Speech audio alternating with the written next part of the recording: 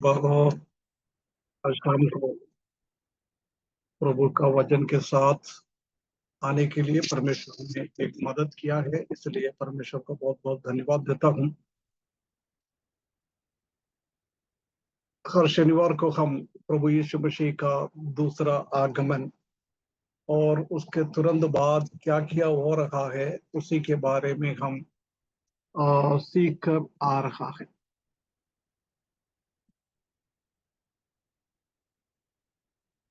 अभी हम कई हफ्तों से ये सीख रहा है, हम स्वर्ग की ओर जाने के बाद ये पृथ्वी पे क्या हो रहा है उसी के बारे में हम सीख रहा है। अगला हमने देखा है कि स्वर्ग में एक किताब है, उसी का मुहर लगा हुआ है। वो एक एक मुहर लगाने के द्वारा पृथ्वी के ऊपर क्या क्या तकलीफ और परेशानी, समुद्र के ऊपर, पानी के ऊपर, हरियाली के ऊपर, आकाश के तारों के ऊपर, सूरज के ऊपर, ऐसी कई कई समस्या हमने देखा है। वो सब पृथ्वी के पूरा चीजों की वन एक चौथाई के ऊपर ये हम देखा हुआ है। उसके बाद सात तुरही फूकने का, वो तुरही फूकने का भी सेम चलता रहता है।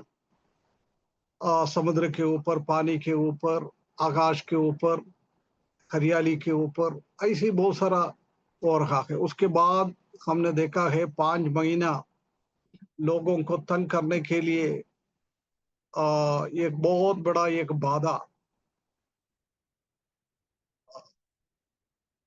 वो मनुष्यों को काटता है। इतना दर्द लगता है, इतना दर्द लगता है, और मरने के लिए कोशिश करेगा तो भी मृत्यु भी नहीं आता।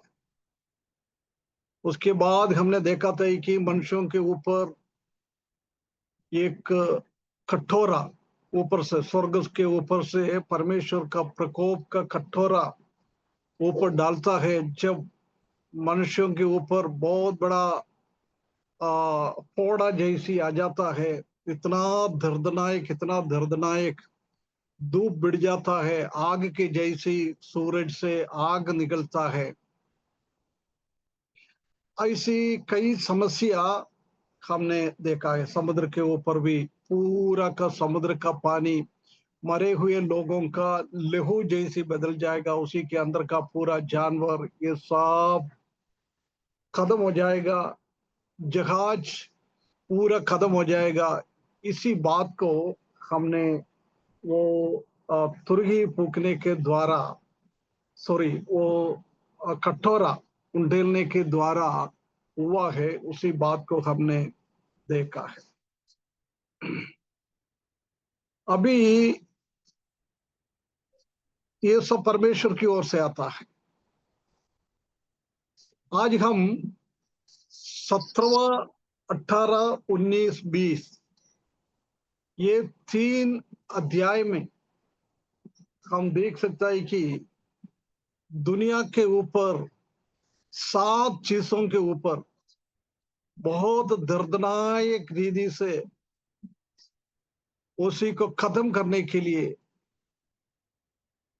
मनुष्य के विरुद्ध में,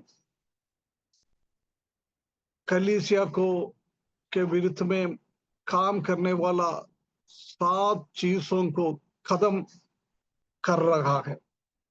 वो हम 17, 18 और 19, 20 4 अध्याय में हम देख सकता है।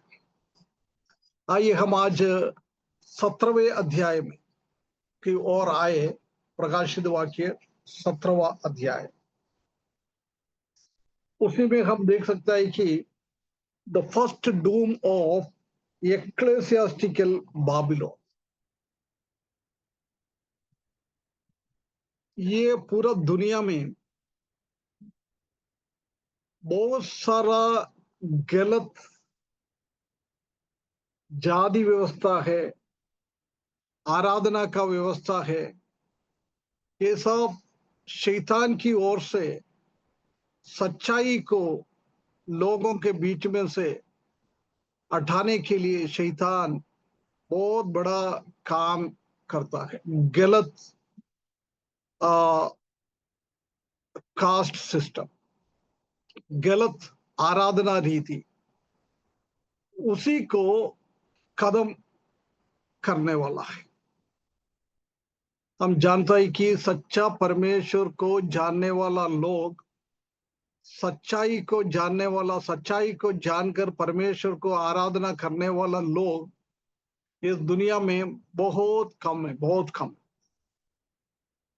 बाकी सब सच्चा परमेश्वर को, किसने इस दुनिया को बनाया है, वो परमेश्वर को आराधना करने के जगहों में परमेश्वर ने किसको बनाया है, वो सृष्टिकर्ता को आराधना करता है। ये अभी नहीं, कई सालों से, आरंभ से हम इसी बात को हम देख सकता है। पूरा दुनिया में गलत रीति से आराधना करने वाला, उसमें सबसे बड़ा वाला है बाबिलोन की आराधना।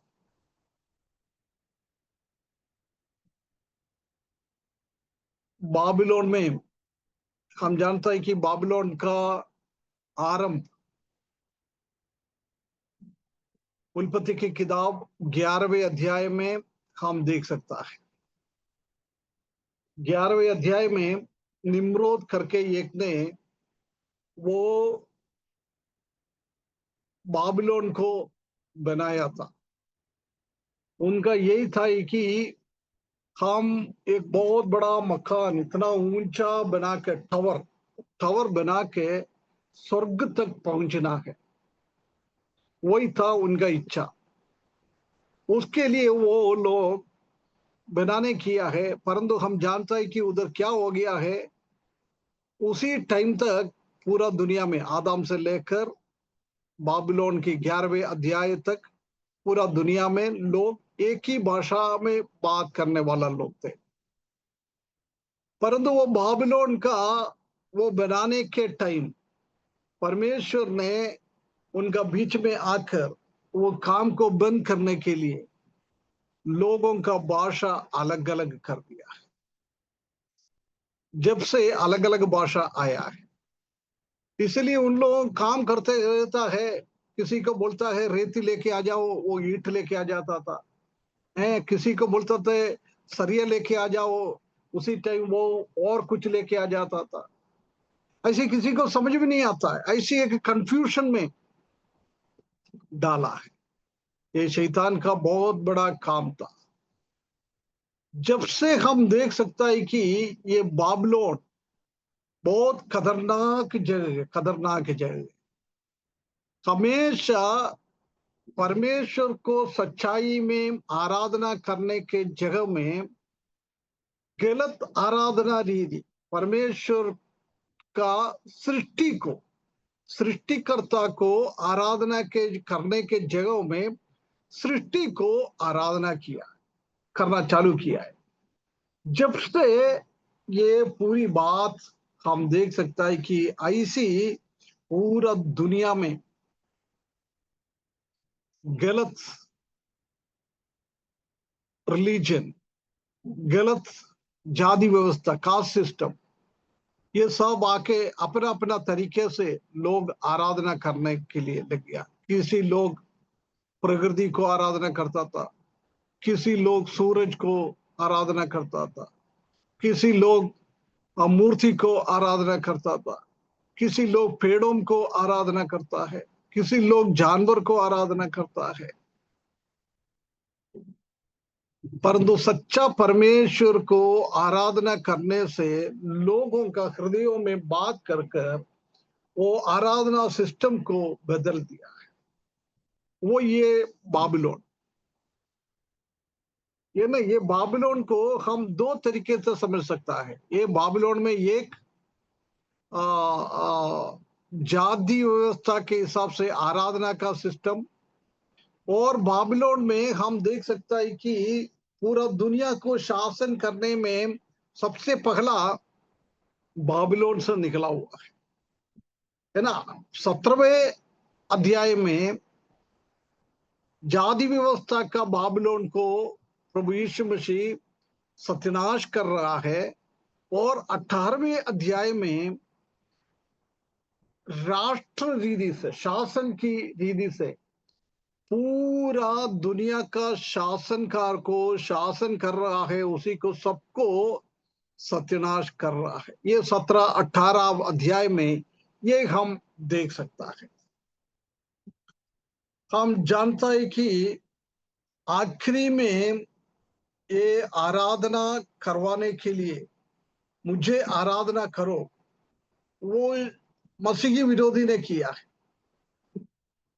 है ना। बाबिलोन 11वें उत्पत्ति का 11वें अध्याय से गलत तरीके से आराधना सिस्टम चालू हुआ है। उसी का मूर्धन्य अवस्था में, ये सबसे ऊंचा अवस्था में जब मसीही विरोधी 3.5 साल शासन करेंगे, उसके तुरंत बाद उसी में बहुत बड़ा एक बदलाव आ जाएगा, है ना। उसी टाइम वो गलत आराधना सिस्टम आसमान तक पहुंचने के जैसी, वो 7 साल में हम जानता है कि सच्चा परमेश्वर को जानने वाला लोग, सच्चा परमेश्वर को आराधना करने वाला लोग इस दुनिया से प्रभु यीशु मसीह दोबारा आया है। वो राप्चर के द्वारा हम स्वर्ग में चले गया है। सच्चाई को लोगों को समझाने वाला पवित्र आत्मा परमेश्वर भी इस दुनिया से चले गया है। अभी इस दुनिया में अधिकतर इस्राएली लोगों को छोड़कर बाकी सब लोग ये बाबिलोन के सिस्टम के हिसाब से चलने वाला लोग, इसलिए परमेश्वर का गुस्सा ऐसी लोगों के ऊपर आ जाता है। हम जानते हैं कि गलत तरीके से ये शैतान ने कैसे लोगों को भरमाया। परमेश्वर से, सच्चा परमेश्वर से आराधना करने से ये शैतान ने लोगों को भरमाया है। बाबिलोन में आके हम देख सकता है कि कई कई मूर्तियां, कई मंदिरें सब बाबिलोन के अंदर में थे। बाबिलोन में राजा लोगों को भी, मनुष्यों को भी आराधना करता था, प्रकृतियों को आराधना करता था, सांप को आराधना करता था। ऐसे ही गलत तरीके से चल रहा था। जब हम जानता है कि प्रभु यीशु मसीह आया है, प्रभु यीशु मसीह आकर कलीसिया को बनाया है। पुराना नियम में सच्चा परमेश्वर को आराधना करने के लिए इस्राएली लोगों को परमेश्वर ने चुन लिया था। ऐसी नया नियम में प्रभु यीशु मसीह का आने के बाद कलीसिया को चुन लिया है सच्ची रीति से परमेश्वर को आराधना करने के। पंतकोस्त दिन में कलीसिया का आरंभ हुआ है। कलीसिया बढ़ते गया सच्चा परमेश्वर की सुसमाचार, प्रभु यीशु मसीह का सुसमाचार अलग अलग देशों में गया है। कहां कहां सुसमाचार पहुंचा है, उधर लोग दूसरा बाबिलोन का सिस्टम को छोड़कर अन्य चीजों को आराधना कर रहा है। उसी को छोड़कर सच्चा परमेश्वर के पीछे चल रहा है। लोग बढ़ते गया। जब हम जानता है कि पहला शताब्दी और दूसरा शताब्दी में कलीसिया इतना बढ़ते गया, उसके बाद शैतान ने सोचा कभी ये कलीसिया को persecution, क्लेश दिएगा तो, विश्वासी लोगों को मार डालेगा तो, उसका आराधना को बंद करेगा तो, उसका आराधनालय को तोड़ेगा तो, नुकसान पहुंचाएगा तो, हो सकता है ये मसीही सच्चा परमेश्वर के पीछे चलने वाला लोग इस दुनिया से खत्म हो जाएगा।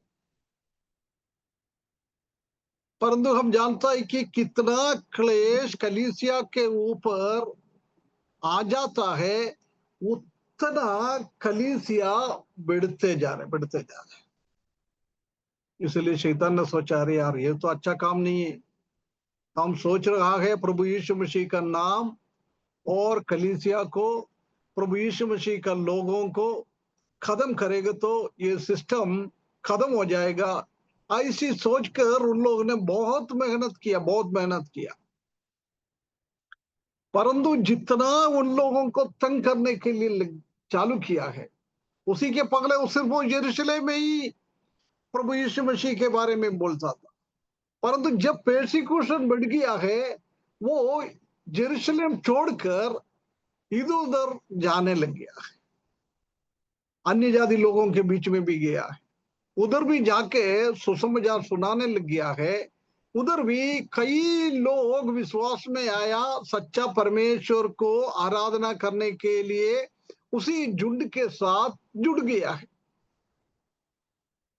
ये हम आ, आ, प्रकाशित वाक्य दूसरा और तीसरा अध्याय में कलीसिया के लिए मैसेज दे रहा है। उसी में दूसरा कलीसिया का टाइम है स्मिरना।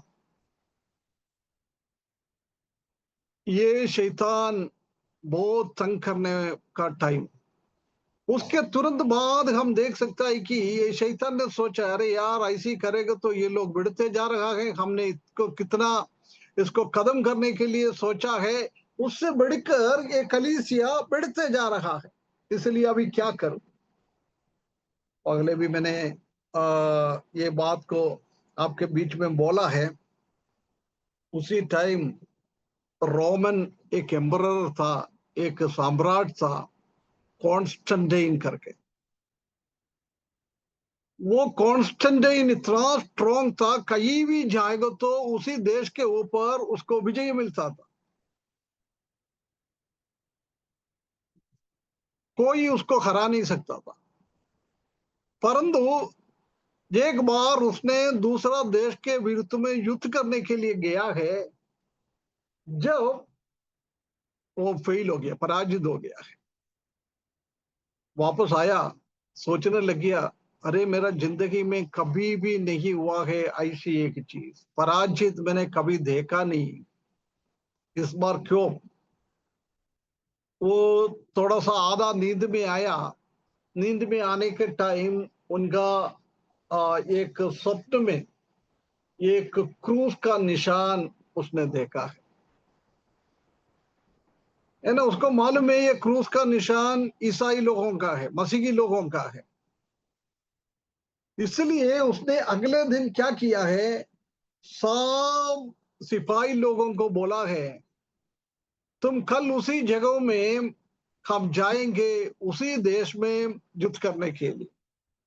परंतु ये काम करना है, एक हाथ में तलवार और दूसरे का हाथ में ये क्रॉस है ना, क्रूस, उसी का एक निशान बनाकर वो लेके जाना है। क्योंकि उसको स्वप्न में, ये परमेश्वर का स्वप्न नहीं था, ये शैतान का स्वप्न था। शैतान ने कलीसिया को बिगाड़ने के लिए ये काम कॉन्स्टेंटाइन के द्वारा किया है। उसने सिपाही को सबको लेकर वो युद्ध करने के लिए गया है।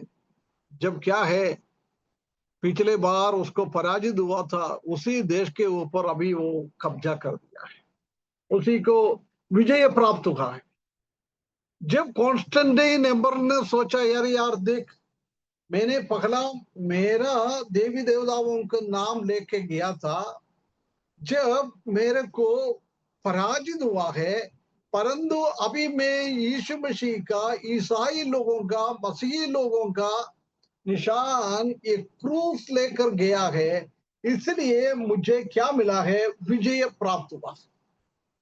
इसलिए वो रोमन एम्परर, हम जानता है कि उसी टाइम में पूरा दुनिया के ऊपर प्रभाव डालने वाला लोग थे। कोई भी एम्परर कुछ भी बोलेगा तो सब लोग उसी को बिना प्रश्न पूछे हुए उसी को अनुसरण करते थे। इतना पावरफुल था रोमियो का साम्राज्य, है ना। उसी ने क्या बोला है, अभी देख, ये ईसाई लोगों के द्वारा, ईसाई लोगों का भगवान ईश्वर प्रभु यीशु मसीह के द्वारा हमको ये विजय प्राप्त हुआ है, इसलिए अभी हमारा पूरा देश का लोग ईसाई बने। सुसमाचार नहीं सुना है, बाइबल नहीं पढ़ा है, पत्रोस आके उनसे बात नहीं किया है, पौलुस आके उनसे बात नहीं किया है। कई प्रभु का दास लोग उसी टाइम रोमियो में थे, किसी ने भी उनसे बात नहीं किया है, परमेश्वर ने भी उनको कोई प्रकट नहीं किया है। उसको मालूम भी नहीं है क्रिश्चियनिटी क्या है, क्रिश्चियन लोग क्या करता है वो भी उनको नहीं मालूम है। वो उनका देश का लोगों को भी मालूम नहीं है क्रिश्चियनिटी क्या है। कई लोग किसी के बारे में सुना भी नहीं है, ये कैसे ईश्वर को आराधना करे। अभी तक उन लोग ने मूर्ति पूजा और अपना देवी देवताओं को, बाबिलोन का लोग अधिकतर सूरज भगवान को वो आराधना करता था, इसलिए वो सन को आराधना कर रहा था। इसलिए हम क्या करेगा, अभी हम ये छोड़ने के लिए राजा बोल रहा है, परंतु हम क्या करेगा। जब बाबिलोन की मंदिरों में सेवा करने वाला पुजारी लोग राजा के पास गया है, राजा से पूछा, राजा आप बोल रहा है आज से हम मसीही बनना है, मसीही लोगों के हिसाब से हमको आराधना करना है, परंतु हम अभी तक सूरज भगवान को पूजा करता था, उसी का श्लोक, उसी का गाना, ये सब हमको गाने के लिए आता है। वो गाने के द्वारा हम अभी तक सूरज भगवान को हमने आराधना किया था, परंतु अभी आप बोल रहा है आज से आपको ये सिस्टम सब बदलना है, हम क्या करूं।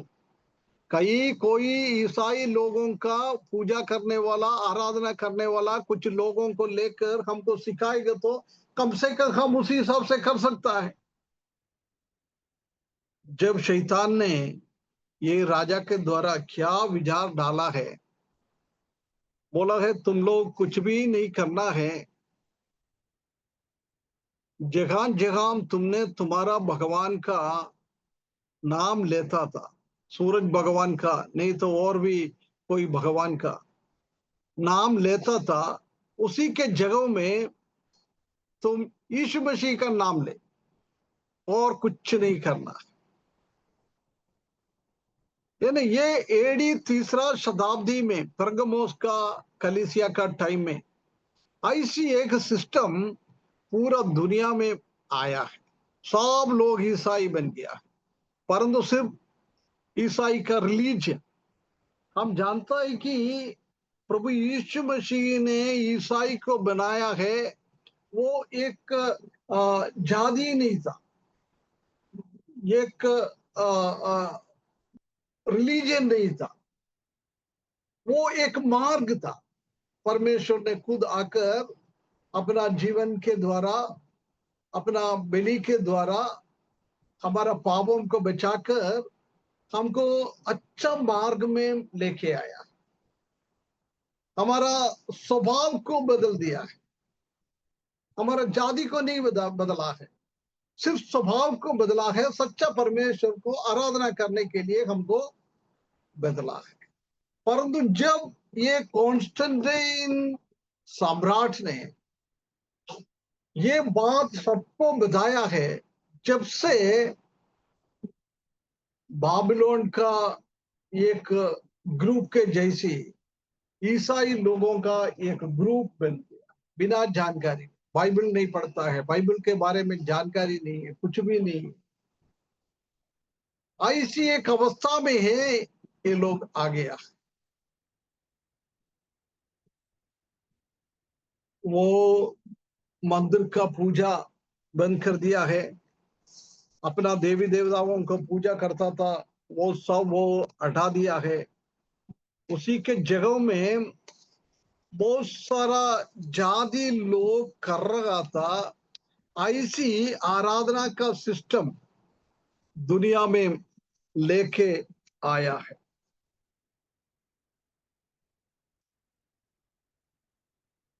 जब से ये रोमन कैथोलिक लोग चालू हुआ है ना, रोम में तो ये स्टार्टिंग हुआ था। वो रोमन में ऐसी नामधारी के हिसाब से, राजा का बातों के हिसाब से वो लोग मसीही बन गया है, ईसाई बन गया है, परंतु परमेश्वर का वचन नहीं सीखता है। परमेश्वर के वचन में क्या है वो नहीं लिखता है। हम जानते हैं कि आज भी हम नामधारी मसीही लोगों के आराधना में जाके देखेंगे तो अधिकतर अन्य जाति लोगों का आराधना का जैसी है, कोई बदलावट नहीं है। उसका श्लोक, उसी का गाना, ये सब उसी हिसाब से ही चल रहा है। ये शैतान का बहुत बड़ा एक काम था। एडी तीसरा शताब्दी से हम जानता है कि ये जाति व्यवस्था बिड़ने लग गया है। पूरा दुनिया में ये फैल गया है। गलत मसीही की आराधना करने वाला लोग, सिर्फ नाम मसीही की लोग है, परंतु मसीही की आराधना है नहीं।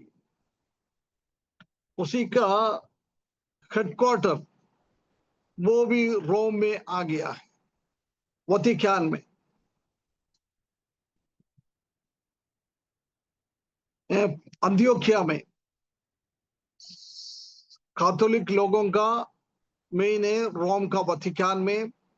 और ऑर्थोडॉक्स करके उनके जैसी एक ग्रुप है, मसीही लोग है, उनका हेडक्वार्टर है अंत्योकिया में। ये सब लोग अन्य जाति लोगों के जैसी है। उनका शादी हो, उनका शव संस्कार करना हो, आराधना करना हो, मृत्यु के बाद हम तो क्या है, विश्वासी लोग मृत्यु के बाद किसका शांत हुआ है उसी के लिए हम कुछ भी नहीं करता है। परमेश्वर के वचन में हम जानता है कि उसने जीवित में क्या किया है, उसी हिसाब से उसको स्वर्ग में नहीं तो नरक में चले जाएंगे। मृत्यु के बाद हम कभी भी वो आत्मा का उद्धार के लिए हम कुछ नहीं कर सकता है। परंतु ये लोग ऐसी एक सिखाता है, कोई बिना उद्धार करते हुए लोग मृत्यु होकर चले गया है, इनका कुछ कामों के द्वारा, प्रार्थना के द्वारा, कुछ गीत जैसे गाने के द्वारा वो ऐसे बता रहा है कि इसका आत्मा को उद्धार मिलता है। नरक से वो आत्मा स्वर्ग में पहुंच जा सकता है। इसलिए जाति लोगों के बीच में 13वीं 40 दिन के बाद आत्मा के लिए करता है। ऐसी मसीही लोगों के बीच में भी, नामधारी मसीही लोगों के बीच में भी 12वां 13वां 40 दिन का ये सब चलता रहता है, क्योंकि ये शैतान ने इसी बात को लेके आया है ना। जब ये मसीही विरोधी आएगा, जब इसका ये गलत कलीसिया का, फोर्स कलीसिया, फोर्स चर्च, उसी का आस्थान, उसी का हेडक्वार्टर बाबेल में ही रहेगा, बाबिलोन में रहेगा। वो लोग परमेश्वर के हिसाब से नहीं है, परमेश्वर का वचन के हिसाब से नहीं है। कई हजारों सालों से शैतान ने लोगों को भरमाते हुए ऐसी गलत आराधना, परमेश्वर से, सच्चा परमेश्वर से दूर करने के लिए ऐसी बड़ा बड़ा काम उसने किया है।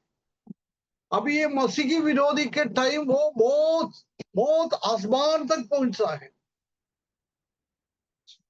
ऐसी एक स्थिति में आता है जब प्रभु यीशु मसीह ने ये कलीसिया का, गलत कलीसिया का सिस्टम को खत्म कर दिया। वो ये 17वां अध्याय में हम देख सकता है। समझ में आया?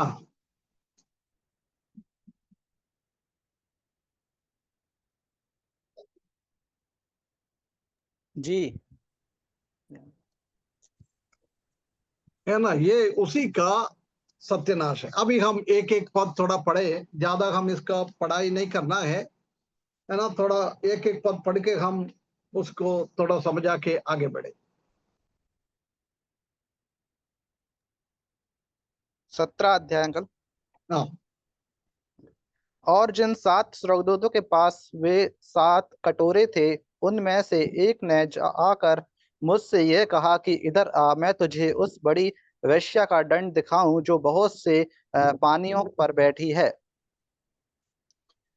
फिर है ना, वो 7 कटोरा उंडेलने वाला स्वर्गदूतों में से एक स्वर्गदूत ने यूहन्ना को बुलाकर ये बात कर रहा है एक वेश्या के बारे में। ये वेश्या मतलब मसीह की विरोधी है, क्योंकि सच्चा परमेश्वर से लोगों को दूर करते हुए शैतान के साथ मिलने वाला एक है ये मसीह की विरोध, इसलिए उसको वेश्या के नाम से जानता है। बहुत पानियों पर बैठता है। ये पानी भी हम जानता है कि पूरा दुनिया के लोगों को दर्शाता है। दुनिया के बीच में ये है, प्रभु यीशु मसीह का आगमन के बाद कलीसिया चले गया है, पवित्र आत्मा इस दुनिया से चला गया है। उसके बाद ये वेश्या ने, ये मसीह की विरोधी ने ही काम करना चालू किया है। दूसरा, जिसके साथ पृथ्वी के राजाओं ने व्यभिचार किया और पृथ्वी के रहने वाले उसके व्यभिचार के मदिरा से मतवाले हो गए थे, है ना, तब ये मसीह की विरोधी ने लोगों को ऐसी भरमाया है। शैतान का शक्ति 12वें अध्याय में हम देख सकता है कि शैतान को अभी स्वर्ग में बीच में जा सकता है, आ सकता है, ऐसी एक स्थिति है। परंतु 12वें अध्याय में, प्रकाशित वाक्य 12वें अध्याय में शैतान को हमेशा हमेशा के लिए स्वर्ग से बाहर निकालता है। उसी टाइम शैतान पूरा शक्ति के साथ ये मसीह की विरोधी के ऊपर आ जाता है। मसीह की विरोधी को इतना ताकत मिलेगा, इतना ताकत मिलेगा, वो पूरा दुनिया के राजा लोगों को, पूरा दुनिया के लोगों को अपना गलत बातों के द्वारा, दाखरस पीने के बाद एक व्यक्ति कैसी दाखरस का अधीनता में, उसी का पावर में आ जाता है, बाकी उसका दिमाग में कुछ भी नहीं मालूम है क्या सही है क्या गलत है। ऐसी एक स्थिति में ये मसीह की विरोधी, ये बाबिलोन का लोगों को, शैतान के पीछे चलने वाला लोगों को, ये आखिरी टाइम में ऐसी एक स्थिति में बदल जाता है।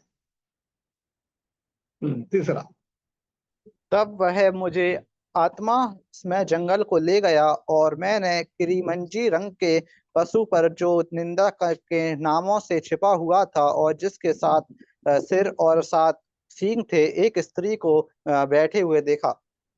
है ना, ये भी मसीह की विरोधी को बता रहा है, क्योंकि ये 7 साल मसीह की विरोधी ने ही राज्य कर रहा है। मसीह की विरोधी ने ये सब करवा रहा है। 14,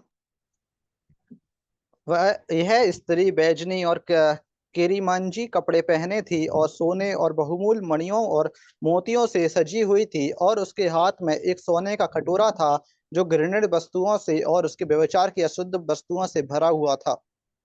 देख, ये स्त्री का इतना इतना अमीर थे, सब कुछ है उनके पास। मसीह की विरोधी के पास कोई कुछ कमी नहीं है, परंतु उसका स्वभाव हम देख सकता है। उसके हाथ में एक सोने का कटोरा था। हम जानता है कि सोने का कटोरा अच्छा चीज है, देखने में अच्छा लगता है, लोग पसंद करता है सोने का कटोरे को। परंतु उसी के अंदर क्या है? घृणित वस्तुओं से, उसके व्यभिचार की अशुद्ध वस्तुओं से भरा हुआ था। बाहर से देखने में बहुत चमक है, कोई कमी नहीं दिखता है, परंतु उसी के अंदर ऐसी ऐसी गंदगी से भरा हुआ एक स्थिति था।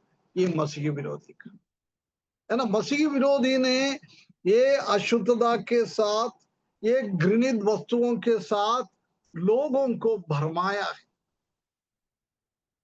कोई पवित्रता है नहीं, कोई अच्छाई है नहीं, पूरा बुराई से भरा हुआ है। गलत कलीसियाओं में ये शैतान ने ऐसा काम करवाया है। आगे बढ़ता।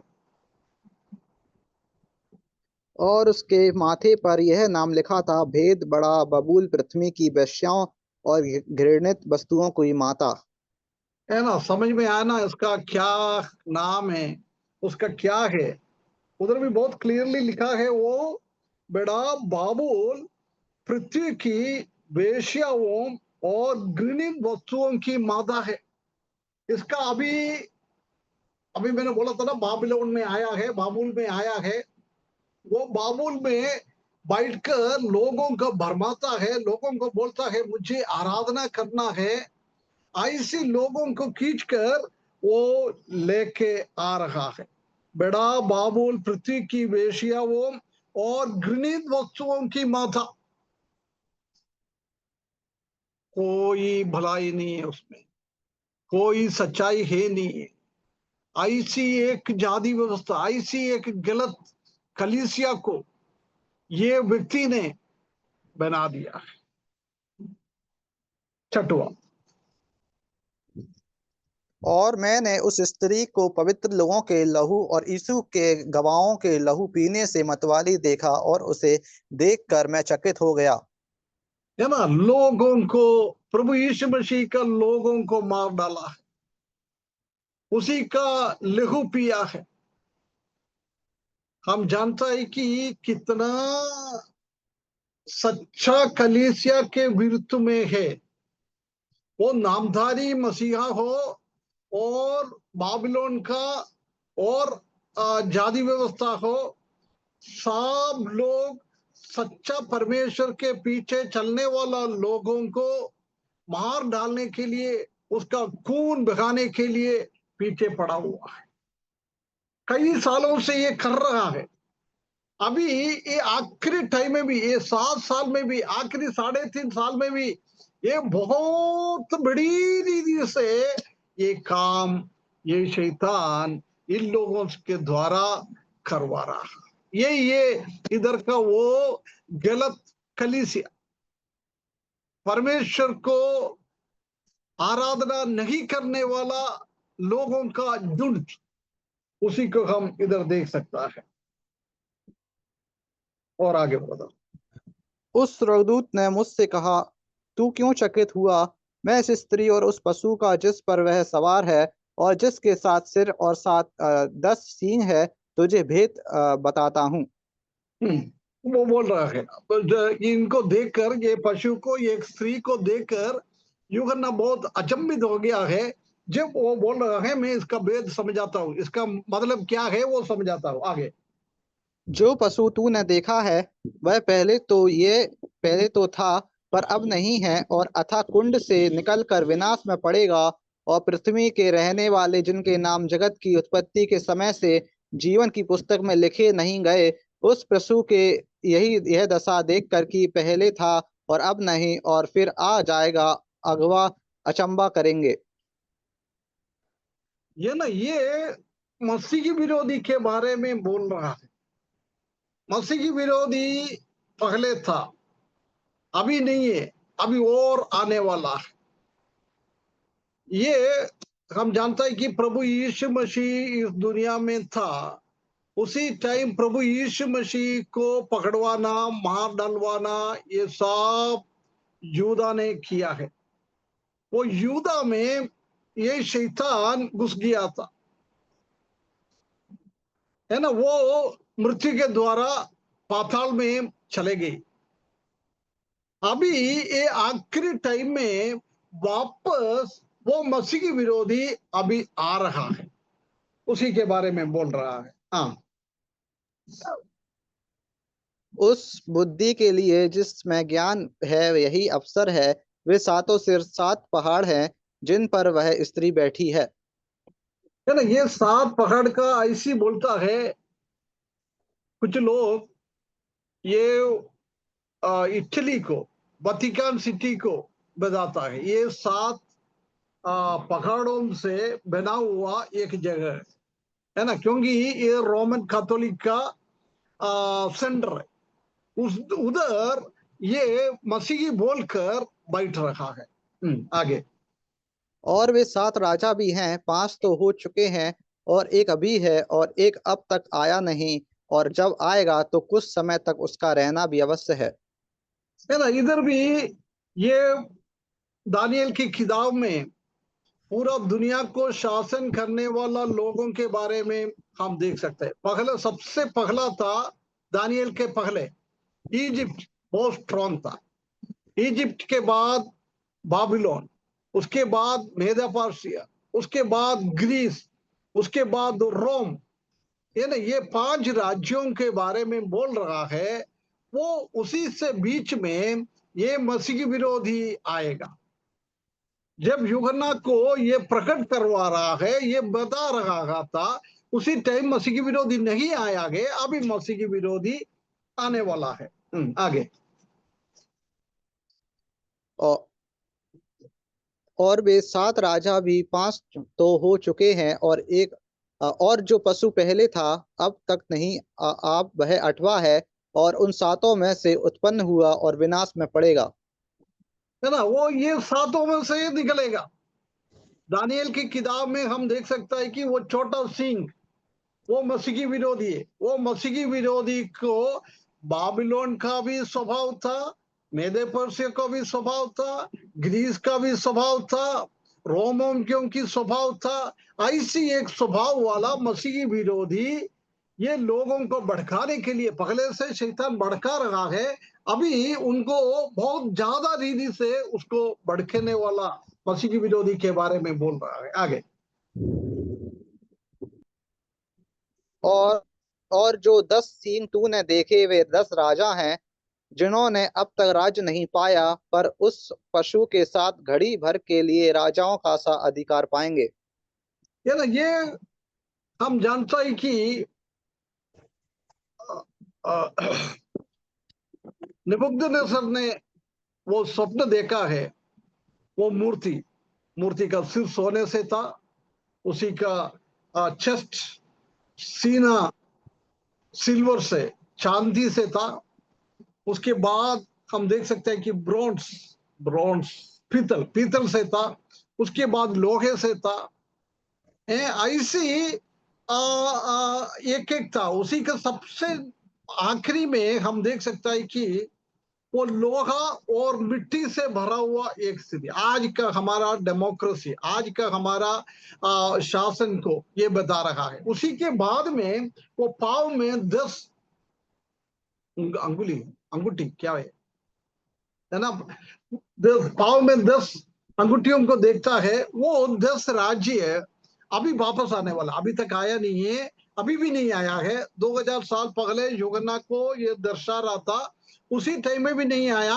अभी उसी का तैयारी चल रहा है। मसीही विरोधी वो 10 राज्यों का एक साथ होकर शासन करेगा। उसी टाइम आता है जब वो दानियल ने देखा है उसी का जानवर का सिर पे 10 सींग था। वो 10 सींग ये आने वाला यूरोप से आने वाला 10 राज्यों का फेडरेशन पूरा दुनिया में शासन करेंगे, उनके बारे में बोल रहा है। आगे ये सब एक मन होंगे और अपनी अपनी सामर्थ और अधिकार उस पशु को देंगे। है ना। अभी कितना इस दुनिया में लोग है, ये लोग सब अपना अपना नेताओं के जैसी ये पशु को, ये मसीही विरोधी को चुनेगा। आखिरी में 7 साल में हम देख सकता है कि ये मसीही विरोधी ये पूरा दुनिया में शासन करेंगे। और आगे मैं ये मेमने से लड़ेंगे और मेमना उन पर विजय पाएगा, क्योंकि वह प्रभुओं का प्रभु और राजाओं का राजा है, और जो बुलाए हुए और चुने हुए और विश्वासी उसके साथ हैं वे भी विजय पाएंगे। है ना। ये 19 अध्याय में ये मसीही विरोधी को और उनका ग्रुप को मार डालने के लिए, सत्यानाश करने के लिए प्रभु यीशु मसीह स्वर्ग से आएगा, हर्मगदोन जगह में आकर ये दोनों के बीच में बहुत बड़ा लड़ाई हो जाएगा। उसके बारे में वो सब का बाद में अपन सीखेंगे, उसी के बारे में बता रहा है। आगे फिर उसने मुझसे कहा कि जो पानी तूने देखे जिन पर वेश्या बैठी है वे लोग और भीड़ और जातियां और भाषा हैं। है ना। पहले भी मैंने बोला था वो पानी, ये पानी पानी नहीं है, पूरा दुनिया का लोगों को, शैतान का साथ रहने वाला लोगों को, मसीही विरोधी को, पीछे चलने वाला लोगों को, सच्चा परमेश्वर को भूल गया लोगों को, पूरा अन्य जाति लोग सबको ये पानी को दर्शाता है। मतलब पानी नहीं है, ये मनुष्य है। उसी टाइम हम कलीसिया लोग इस दुनिया से चले जाएगा, उसके बाद इस दुनिया में रहने वाला लोगों के बारे में बता रखा है। पानी हाँ। और जो 10 सींग तूने देखे वे और पशु उस वेश्या से बैर रखेंगे और उसे लाचार और नंगी कर देंगे और उसका मांस खा जाएंगे और उसे आग में जला देंगे। है ना। आखिरी में हम देख सकता है कि ये वेश्या मतलब यही है, ये मसीही विरोधी लोगों के, मसीही विरोधी के द्वारा और शैतान के द्वारा उन लोगों के पीछे आए वाला लोग है, उन लोगों को मतलब गलत कलीसिया वाला लोग, गलत कलीसिया वाला लोगों को ये मार डाल देंगे। हाँ आगे क्योंकि परमेश्वर उनके मुंह मन में यह डालेगा कि वे उसकी मनसा पूरी करें, और जब तक परमेश्वर के वचन पूरे ना हो ले तब तक एक मन होकर अपना अपना राज्य पशु को दे दें। है ना। सब लोग मिलकर ये मसीही विरोधी को अपना राजाओं का राजा बनाकर उसी को पूरा साम्राज्य उसको दिएगा। हाँ आगे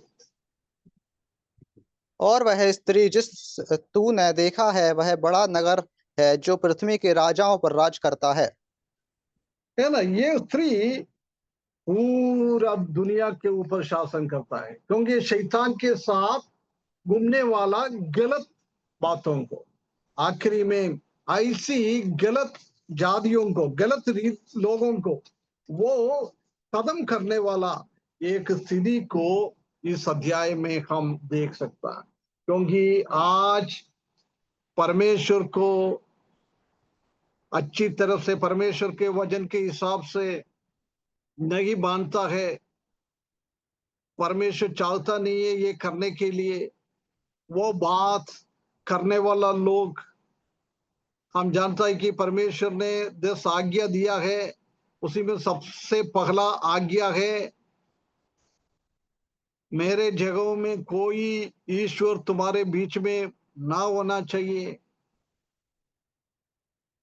परमेश्वर को मुझे तुमने कोई भी नहीं देखा है, इसलिए तुम मूर्ति को ना बनना है, मूर्ति को पूजा ना करना है। परंतु आजकल हम जानता है कि ये मसीही लोग भी अपना अपना गिरजाघर में, चर्च में जाएगा तो बहुत सारा मूर्ति, मेरी का मूर्ति और यीशु मसीह का मूर्ति, ये सब कुछ हम देखता है। ये शैतान ने इनको भरमा के रखा हुआ है, सच्चाई से दूर करके रखा हुआ है। ऐसे लोगों को ये सत्यानाश प्रभु यीशु मसीह करेंगे।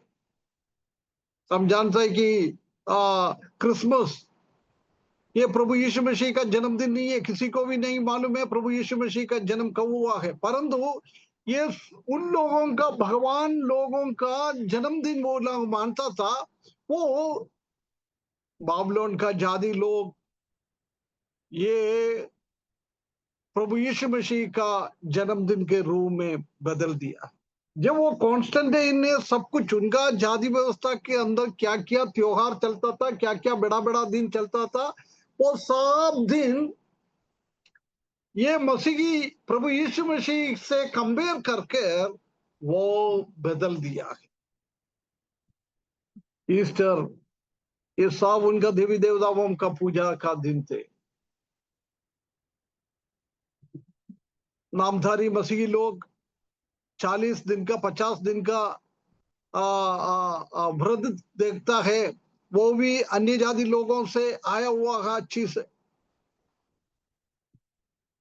हमारा प्रभु यीशु मसीह आज इसी को मन फिराने के लिए टाइम देते जाता है, परंतु वो लोग मन नहीं फिराता है।